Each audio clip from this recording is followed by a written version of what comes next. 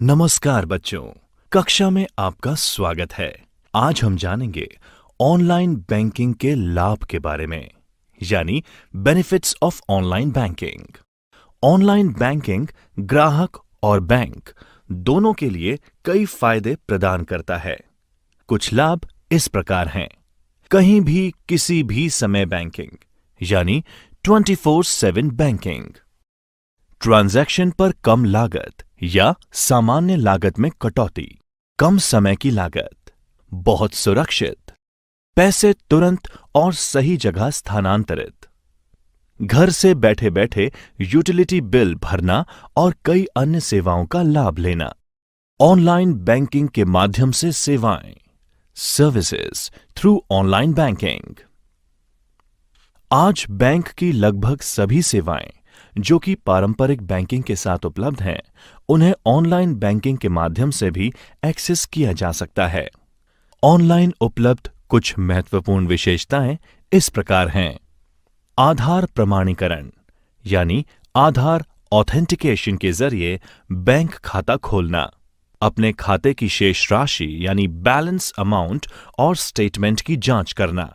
अपने खाते से किसी और के खाते में धन ट्रांसफर या स्थानांतरित करना।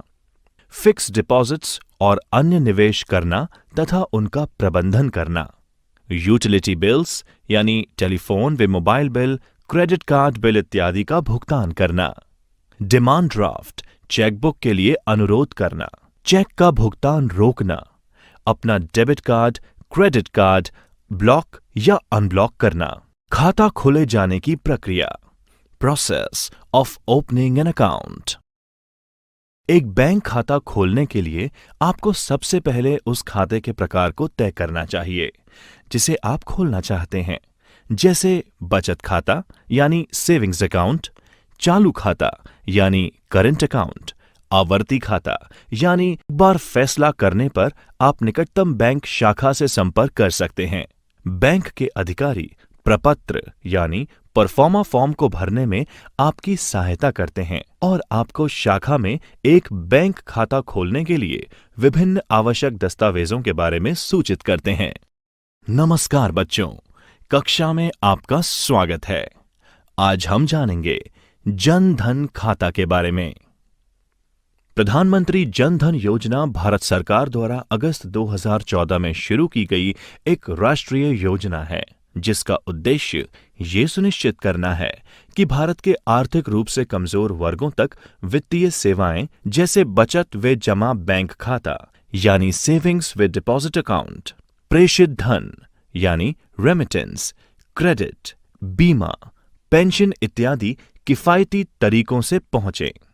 प्रधानमंत्री जन धन योजना के तहत खाते खोलने के लिए आवश्यक दस्तावेज या डॉक्यूमेंट्स इस प्रकार हैं। यदि आधार कार्ड संख्या उपलब्ध है तो अन्य दस्तावेजों की आवश्यकता नहीं है। यदि पता बदल दिया गया है तो वर्तमान पते का स्वयं प्रमाणीकरण यानी सेल्फ सर्टिफिकेशन पर्याप्त है। यदि आधार कार्ड उपलब्ध नहीं है तो इनमें से कोई भी आधिकारिक वैध दस्तावेज आवश्यक है। मतदाता पहचान पत्र यानी voter ID, driving licence, PAN card, passport और नरेगा कार्ड। यदि इन दस्तावेजों में आपका पता शामिल है तो ये पहचान का सबूत और पता यानी आइडेंटिटी एंड एड्रेस प्रूफ दोनों के रूप में काम कर सकता है। यदि किसी व्यक्ति के पास ऊपर उल्लेखित आधिकारिक वैध दस्तावेज यानी ऑफिशियली वैलिड डॉक्यूमेंट्स नहीं हैं, लेकिन उसे बैंकों द्वारा कम जोखिम यानी लो रिस्क के रूप में वर्गीकृत या क्लासिफाइड किया गया है, तो वह इनमें से किसी भी दस्तावेजों में से एक को जमा करके बैंक खाता खोल सकता है। केंद्रीय व राज्य सरकार के विभागों, वैधानिक या नियामक प्राधिकरण मतलब स्टैट्यूटरी और रेगुलेटरी अथॉरिटी, सार्वजनिक क्षेत्र के उपक्रमों, पब्लिक सेक्टर अंडरटेकिंग्स, अनुसूचित वाणिज्यिक बैंक यानी शेड्यूल्ड कमर्शियल बैंक्स और सार्वजनिक वित्तीय संस्थानों यानी पब्लिक फाइनेंशियल इंस्टीट्यूशंस द्वारा आवेदक की तस्वीर के साथ जारी पहचान पत्र या आइडेंटिटी कार्ड। व्यक्ति की एक विधिवत रूप से सत्यापित फोटो के साथ एक गैजेट अधिकारी द्वारा जारी पत्र। नमस्कार बच्चों, कक्षा में आपका स्वागत है। आज हम जानेंगे ऑनलाइन या डिजिटल भुगतान पद्धतियों के बारे में और उनके प्लेटफॉर्म्स के बारे में। Online digital payment methods and platforms. एक डिजिटल भुगतान प्रणाली ऑनलाइन ट्रांजैक्शन के लिए इलेक्ट्रॉनिक भुगतान की स्वीकृति प्रदान करती है। डिजिटल भुगतान debit card, credit card, net banking, mobile wallet और अन्य कई भुगतान मोड के माध्यम से किया जा सकता है। भारत में कई डिजिटल भुगतान प्लेटफॉर्म और भुगतान गेटवे यानी पेमेंट गेटवेज उपलब्ध हैं, जो ऑनलाइन डिजिटल भुगतान सुविधा प्रदान करते हैं। इन डिजिटल भुगतान प्लेटफॉर्म्स या भुगतान गेटवेज को मर्चेंट्स द्वारा एकीकृत किया जाता है ताकि ग्राहक आसानी से भुगतान एवं वस्तु और सेवाओं की खरीद का भुगतान विधियों द्वारा लाभ उठा सकें।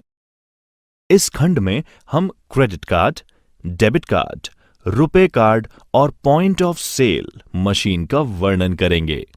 क्रेडिट कार्ड भुगतान, credit card payment. Credit card एक छोटा सा प्लास्टिक कार्ड है जो किसी बैंक या किसी वित्तीय संस्था द्वारा जारी किया जाता है, जिससे धारक सामानों या सेवाओं को क्रेडिट पर खरीद सकते हैं। ये इलेक्ट्रॉनिक पैसे का सबसे आसान रूप है जो उपलब्ध है और आज अंतर्राष्ट्रीय स्तर पर इसका व्यापक रूप से उपयोग किया जाता है। भुगतान करने के स्टेप्स टू पे online with a credit card. भुगतान करते समय आपको अपनी भुगतान विधि या पेमेंट मेथड के रूप में क्रेडिट कार्ड चुनने की आवश्यकता होगी। आपके द्वारा उपयोग किए जा रहे क्रेडिट कार्ड को चुनने का विकल्प भी होगा, जैसे visa, Mastercard, discover, American express आदि। यदि आपका क्रेडिट कार्ड प्रकार बॉक्स में सूचीबद्ध या लिस्टेड नहीं है, तो मर्चेंट उस प्रकार के क्रेडिट कार्ड को स्वीकार नहीं करता। विवरण दर्ज करने से पहले आपको ये सुनिश्चित करना होगा कि एड्रेस बार में एक लॉक प्रतीक और HTTPS है। HTTPS का अर्थ हाइपरटेक्स्ट ट्रांसफर प्रोटोकॉल सिक्योर होता है। लॉक और HTTPS सुनिश्चित करते हैं कि जिस वेबसाइट का आप उपयोग कर रहे हैं वह सुरक्षित और सत्यापित है। अपना नाम दर्ज करें, जैसे आपके क्रेडिट कार्ड पर दिखाई देता है। ये सत्यापित करने के लिए कि आपने अपना नाम सही ढंग से दर्ज किया है, क्रेडिट कार्ड को देखें। इसके बाद अपनी क्रेडिट कार्ड की जानकारी दर्ज करें। क्रेडिट कार्ड नंबर, आपके क्रेडिट कार्ड पर अंकित 16 अंक, समाप्ति तिथि यानी एक्सपायरी डेट और सुरक्षा कोड यानी CVV नंबर। आमतौर पर क्रेडिट कार्ड नंबर के बाद कार्ड के मुद्रित किया जाता है। अपने क्रेडिट कार्ड के लिए बिलिंग पता या बिलिंग एड्रेस दर्ज करें। ये वह पता है जिस पर आप अपना क्रेडिट कार्ड स्टेटमेंट प्राप्त करते हैं।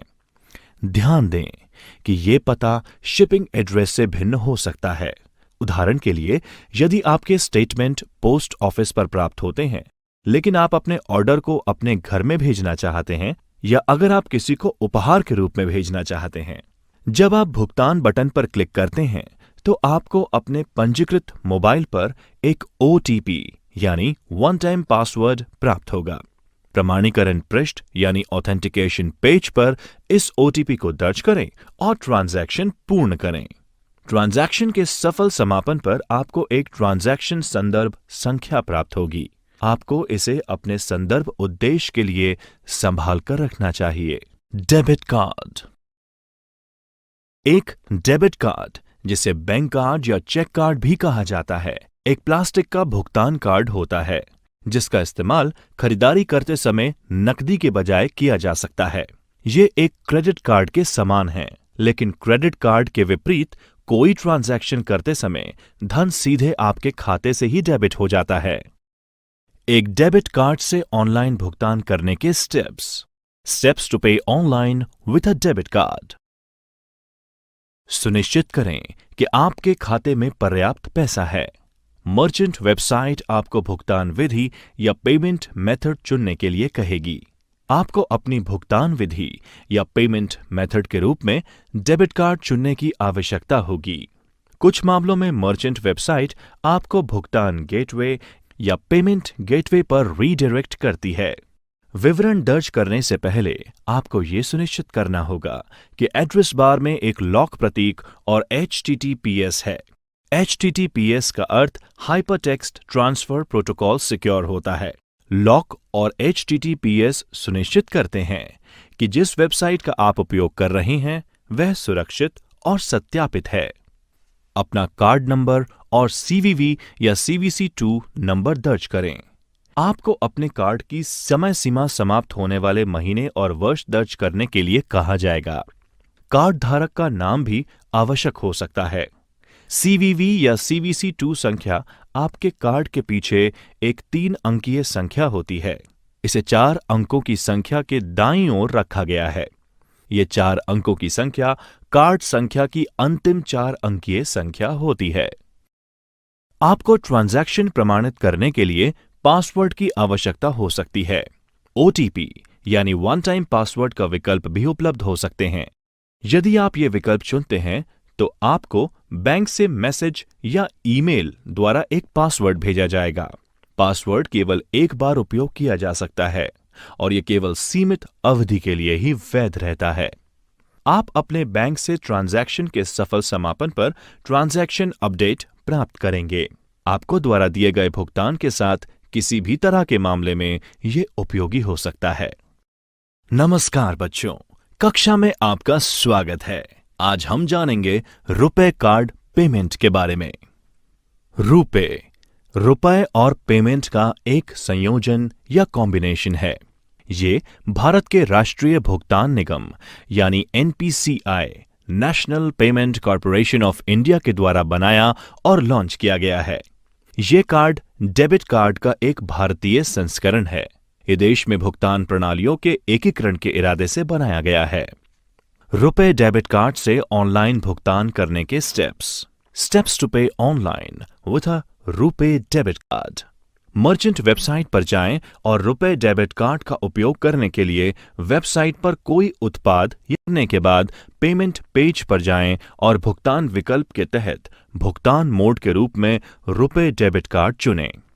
विवरण दर्ज करने से पहले आपको यह सुनिश्चित करना होगा कि एड्रेस बार में एक लॉक प्रतीक और HTTPS है। HTTPS का अर्थ हाइपरटेक्स्ट ट्रांसफर प्रोटोकॉल सिक्योर होता है।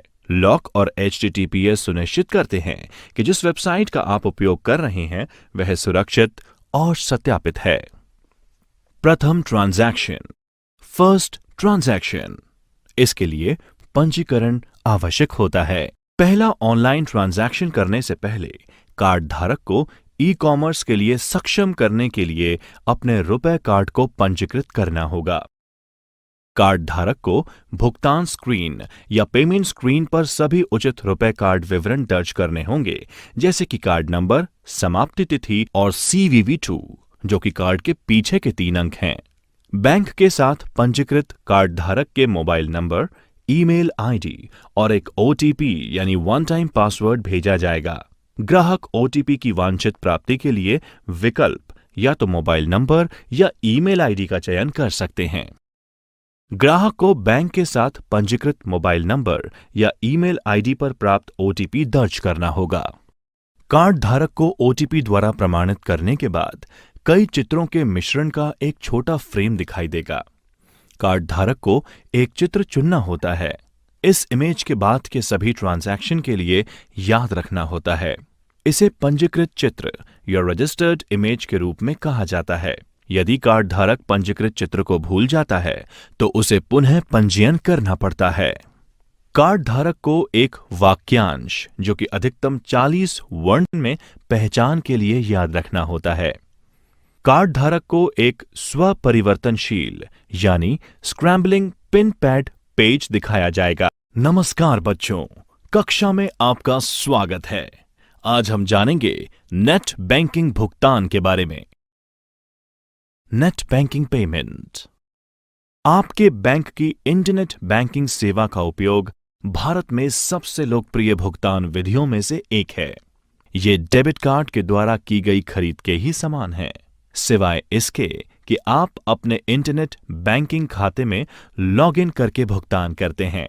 इस मामले में भी आपके द्वारा खरीदारी करने के बाद राशि तुरंत आपके बैंक खाते से काट ली जाती है। करने के स्टेप्स टू पे ऑनलाइन विथ नेट बैंकिंग। सुनिश्चित करें कि आपके खाते में पर्याप्त पैसा है। मर्चेंट वेबसाइट आपको अपने भुगतान विधि या पेमेंट मेथड के लिए पूछेगी। आपको अपनी भुगतान विधि या पेमेंट मेथड के रूप में नेट बैंकिंग को चुनना होगा।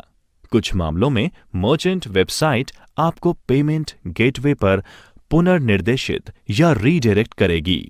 विवरण दर्ज करने से पहले आपको ये सुनिश्चित करना होगा कि एड्रेस बार में एक लॉक प्रतीक और HTTPS है।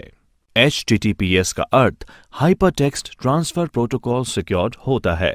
लॉक और HTTPS सुनिश्चित करते हैं कि जिस वेबसाइट का आप उपयोग कर रहे हैं वह सुरक्षित और सत्यापित है। भुगतान पद्धति या पेमेंट मेथड के रूप में नेट बैंकिंग का चयन करते समय आपको अपने बैंक का चयन करने के लिए कहा जाएगा। ये आपका इंटरनेट बैंकिंग खाता है। फिर आपको भुगतान करने के लिए अपने बैंक की वेबसाइट पर पुनः निर्देशित किया जाएगा। अपने खाते में लॉगिन करने के लिए आपको क्रेडेंशियल्स यानी यूजर आईडी व पासवर्ड्स का उपयोग करना होगा। एक बार लॉगिन सफलतापूर्वक करने के उपरांत आपको अपनी राशि की पुष्टि करने की आवश्यकता होगी। अधिकांश वेबसाइट आपके भुगतान प्रक्रिया की सुरक्षा बढ़ाने के लिए अतिरिक्त प्रमाणीकरण के रूप में OTP यानी वन टाइम पासवर्ड का उपयोग करते हैं। OTP आपके बैंक खाते से पंजीकृत मोबाइल नंबर पर भेजा जाएगा। कुछ बैंक अतिरिक्त सुरक्षा और सुरक्षा सुविधाओं जैसे डेबिट कार्ड, पिन ग्रिड विवरण आदि भी पूछ सकते हैं। आप अपने बैंक से ट्रांजैक्शन के सफल समापन पर एक ट्रांजैक्शन अपडेट प्राप्त करेंगे। आपके द्वारा किए गए भुगतान के साथ किसी भी मुद्दे के मामले में ये उपयोगी हो सकता है। POS point of sale. Point of sale terminal यानी POS टर्मिनल एक इलेक्ट्रॉनिक उपकरण है जिसका इस्तेमाल खुदरा या रिटेल स्थानों पर कार्ड भुगतान प्रक्रिया में किया जाता है। एक POS टर्मिनल आमतौर पर सभी तरह के क्रेडिट और डेबिट कार्ड भुगतान की सुविधा देता है और ये इस प्रकार काम करता है। किसी ग्राहक के क्रेडिट या डेबिट कार्ड की जानकारी पढ़ता है। ये जांचता है कि ग्राहक के बैंक खाते में धन पर्याप्त है भी या नहीं। ग्राहक के खाते से विक्रेता के खाते में धनराशि स्थानांतरित करता है, ट्रांजैक्शन दर्ज करता है और रसीद यानी रिसिप्ट प्रिंट करता है। उपयोगी जानकारी। मेक पेमेंट पर क्लिक करने के बाद रिफ्रेश कभी भी ना करें, क्योंकि पेमेंट गेटवे की साइट पर सफलतापूर्वक भुगतान होने के बाद पेमेंट मर्चेंट की साइट को स्थानांतरित हो रहा होता है।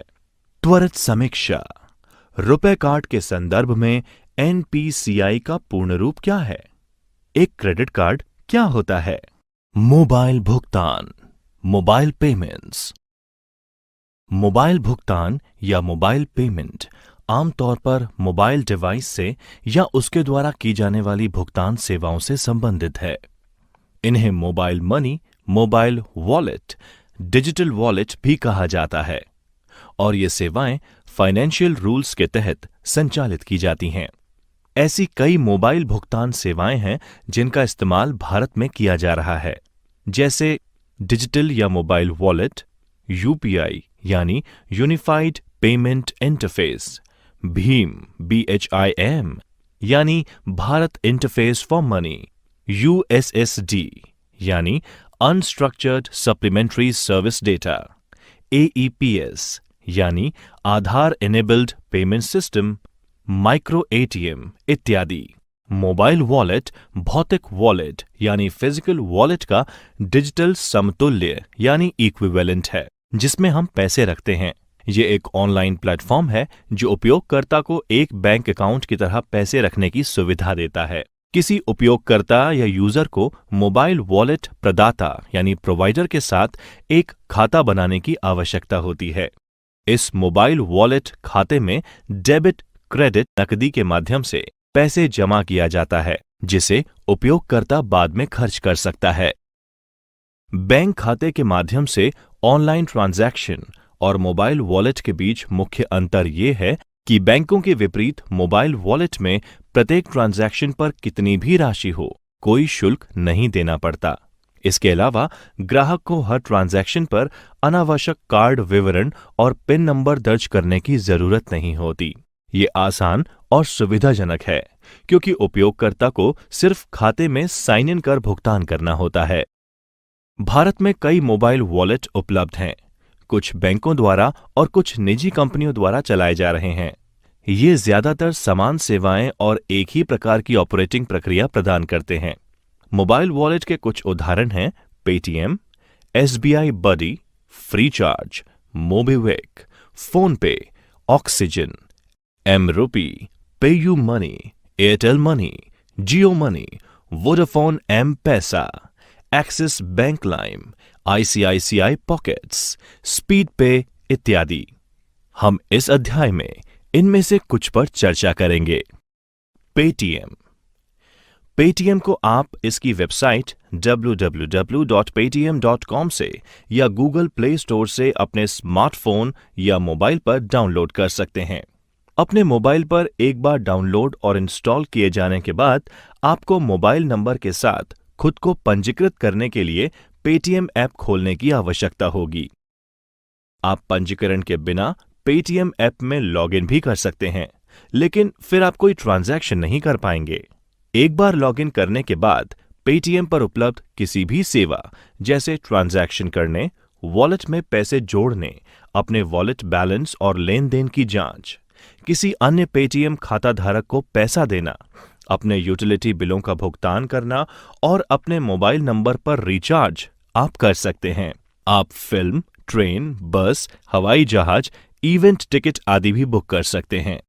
आप अपने पेटीएम वॉलेट में रिचार्ज या पैसा जोड़ने के लिए credit card, debit card, net banking जैसे किसी भी तरीके का उपयोग कर सकते हैं।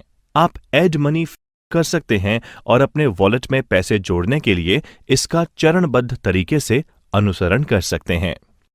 भारत में कई व्यापारी हैं जो पेटीएम के माध्यम से स्वीकार करते हैं। स्टेट बैंक बडी। स्टेट बैंक बडी आपके स्मार्टफोन हेतु स्टेट बैंक ऑफ इंडिया द्वारा बनाया गया एक मोबाइल वॉलेट है।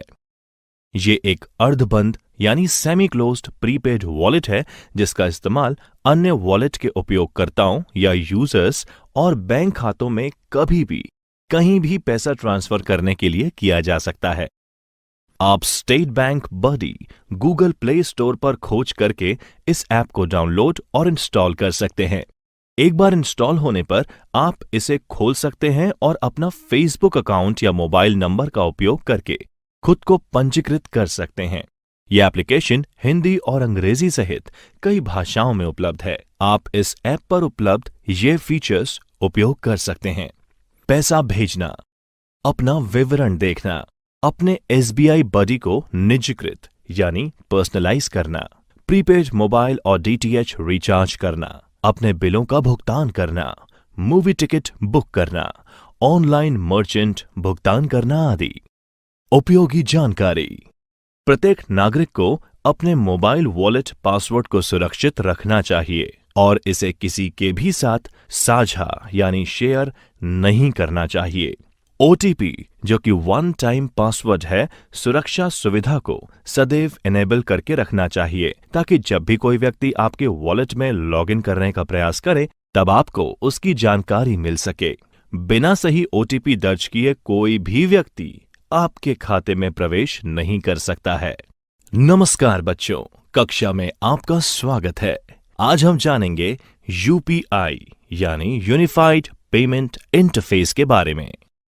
यूनिफाइड पेमेंट इंटरफेस भारत के सभी खुदरा भुगतान प्रणालियों के लिए राष्ट्रीय भुगतान निगम यानी NPCI national payment corporation of India द्वारा विकसित एक भुगतान प्रणाली है जो स्मार्टफोन के उपयोग से किसी भी दो बैंक खातों के बीच धन हस्तांतरण की अनुमति देता है। यूपीआई एक ग्राहक को बिना क्रेडिट कार्ड विवरण, आईएफएससी कोड या नेट बैंकिंग, वॉलेट पासवर्ड का विवरण दर्ज किए एक बैंक खाते से अलग अलग व्यापारियों को ऑनलाइन और ऑफलाइन भुगतान करने की अनुमति देता है। UPI application Google play store से डाउनलोड किया जा सकता है। इस ऐप को इंस्टॉल करने के बाद आपको नाम, वर्चुअल आईडी यानी भुगतान का पता, पासवर्ड इत्यादि जैसे विवरण दर्ज करके अपना प्रोफाइल बनाने की आवश्यकता होती है। इसके बाद आप add, link, manage bank account विकल्प पर जा सकते हैं और वर्चुअल आईडी के साथ बैंक और खाता नंबर लिंक कर सकते हैं। आपको एमपिन यानी mobile banking personal identification number तैयार करना होता है, क्योंकि ये मोबाइल के माध्यम से किसी भी ट्रांजैक्शन के लिए आवश्यक होता है। एमपिन जनरेट करने के लिए उस बैंक खाते का चयन करें जहां से आप ट्रांजैक्शन शुरू करना चाहते हैं और मोबाइल बैंकिंग पंजीकरण एमपिन जनरेट करें विकल्प का चयन करें। आपको अपने पंजीकृत या रजिस्टर्ड मोबाइल नंबर पर जारीकर्ता बैंक यानी इशूइंग बैंक से वन टाइम पासवर्ड यानी ओटीपी प्राप्त होगा। आपको डेबिट कार्ड नंबर के अंतिम 6 अंक और समाप्ति तिथि यानी एक्सपायरी डेट दर्ज करने होंगे। पसंदीदा संख्यात्मक एमपिन जो भी आपको सेट करना है दर्ज करें और सबमिट पर क्लिक करें। सबमिट करने के बाद ग्राहक एमपिन बदलने के लिए नोटिफिकेशन सक्सेसफुल या डिक्लाइंड प्राप्त करता है। पुराना एमपिन और पसंदीदा एमपिन जो सेट करना हो दर्ज करें और सबमिट पर क्लिक करें। सबमिट करने के बाद ग्राहक को नोटिफिकेशन सक्सेसफुल या डिक्लाइंड भी प्राप्त होता है। आप आत्मव्याख्यात्मक यानी सेल्फ एक्सप्लेनेटरी चरणों का पालन करके पुश यानी वर्चुअल पते का उपयोग कर धन भेजना और पुल यानी वर्चुअल पते का उपयोग करके पैसे मंगवाने का अनुरोध कर सकते हैं। प्राप्तकर्ता या अनुरोधकर्ता जो कि रिसीवर है को अपने बैंक खाते के क्रेडिट के लिए बैंक से नोटिफिकेशन और मैसेज यानी एसएमएस प्राप्त होता है। Bhim Bharat interface for money. Bhim UPI पर आधारित एक एकीकृत यानी यूनिफाइड भुगतान समाधान एप्लीकेशन है। यदि आपने अपने बैंक खाते पर यूपीआई आधारित भुगतानों के लिए साइन अप किया है जो आपके मोबाइल नंबर से भी जुड़ा हुआ है, तो आप डिजिटल ट्रांजैक्शन करने के लिए भीम ऐप का उपयोग करने में सक्षम होंगे। इसमें वे सभी भारतीय बैंक शामिल होते हैं जो तत्काल भुगतान सेवा के आधार पर बने प्लेटफॉर्म का उपयोग करते हैं और उपयोगकर्ता को ये अनुमति देते हैं। भीम ऐप का उपयोग करने के तरीके के बारे में हम यहां पर चरण दर चरण यानी स्टेप बाय स्टेप जानेंगे। एंड्रॉयड या आईओएस उपयोगकर्ता भीम ऐप की खोज प्ले स्टोर या ऐप स्टोर पर करके इसे डाउनलोड कर सकते हैं। एप्लीकेशन इंस्टॉल करें और अपनी भाषा चुनें। ऐप आपको एसएमएस के उपयोग से अपना फोन नंबर सत्यापित यानी ऑथेंटिकेट करने के लिए संकेत देगा। इसके उपरांत नेक्स्ट पर क्लिक करें और सत्यापन प्रक्रिया पूरी होने तक प्रतीक्षा करें। एक बार सत्यापन पूर्ण हो जाने पर 4 अंकों का पासकोड दर्ज करें। एक पासकोड सेट होने के बाद ऐप आपको अपने बैंक का चयन करने के लिए कहता है। एक बार बैंक का चयन करने के बाद ऐप आपको फोन नंबर का उपयोग करके आपके विवरण को स्वचालित रूप से उठाता है। प्राइमरी बैंक खाते का चयन करें जो आपके सभी लेन देन यानी ट्रांजैक्शंस के लिए उपयोग किया जाना है। ऐप 3 विकल्प दिखाता है। सेंड यानी भेजें, रिक्वेस्ट यानी अनुरोध करें और स्कैन या पे यानी स्कैन या भुगतान करें। ध्यान रहे कि ट्रांजैक्शन केवल सत्यापित फोन नंबर्स के बीच ही संभव है। किसी को भी पैसे भेजने के लिए अपने फोन में वह नंबर और स्थानांतरित होने वाली राशि टाइप करें। ऐप आपको अपने एमपिन यानी mobile banking personal identification number को दर्ज करने के लिए कहेगी। आमतौर पर यह एक 4 या 6 अंकों का कोड होता है जो कि मोबाइल ट्रांजैक्शन को प्रमाणित करता है। इसी तरह आप अपने फोन नंबर का उपयोग करके किसी से धन मंगवाने का अनुरोध भी कर सकते हैं। तीसरा विकल्प स्कैन और भुगतान उपभोक्ताओं को एक क्यूआर कोड का उपयोग करके पैसे हस्तांतरित करने की अनुमति देता है, जो कि एक स्मार्टफोन या टैबलेट द्वारा डिकोड किया जा सकने वाला एक 2 आयाम एक फोन नंबर का एक क्यूआर कोड होता है जिसे होम स्क्रीन पर प्रोफाइल में देखा जा सकता है।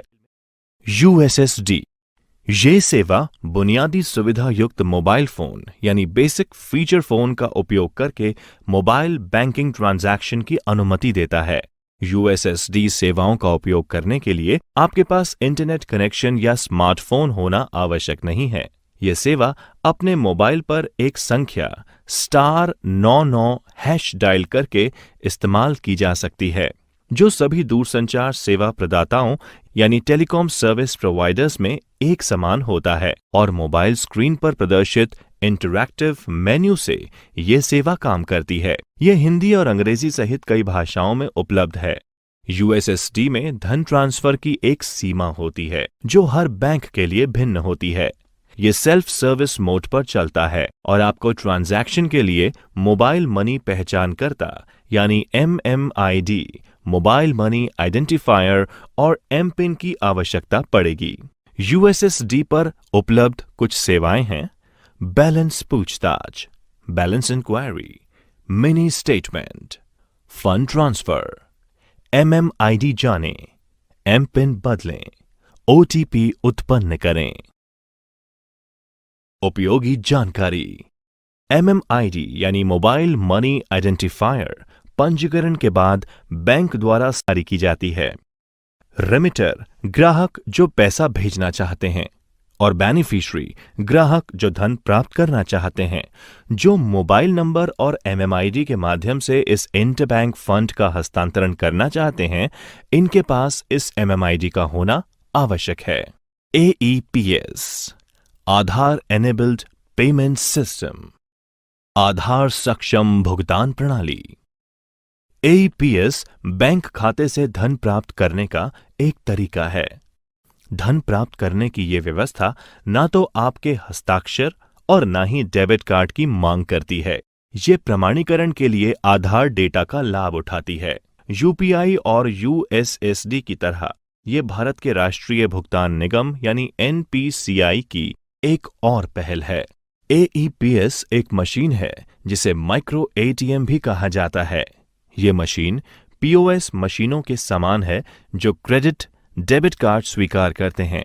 एकमात्र अंतर यह है कि इसमें किसी भी कार्ड के बजाय आपको अपने बायोमेट्रिक यानी आमतौर पर फिंगरप्रिंट का उपयोग करके अपने भुगतान को प्रमाणित करने की आवश्यकता पड़ती है।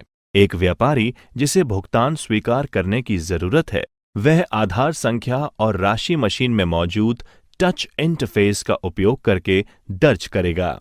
ग्राहक को उसके फिंगरप्रिंट का उपयोग करके भुगतान को प्रमाणित करना होगा। ये राशि उस बैंक खाते से काट ली जाएगी जो ग्राहक के आधार संख्या से जुड़ी होती है और व्यापारी के बैंक खाते में जमा हो जाएगी। ये मोबाइल ऐप के रूप में भी उपलब्ध है ताकि व्यापारी फिंगरप्रिंट स्कैनर युक्त स्मार्टफोन का उपयोग AEPS के फायदे उठाने के लिए कर सकें। बैलेंस पूछताछ यानी बैलेंस इंक्वायरी, नकद निकासी यानी कैश विड्रॉल, ट्रांसफर यानी आधार एनेबल्ड फंड ट्रांसफर इस ऐप के जरिए की जाने वाली कुछ सेवाएं हैं। त्वरित समीक्षा। UPI का पूरा नाम क्या है? मोबाइल वॉलेट की कुछ विशेषताएं सूचीबद्ध करें।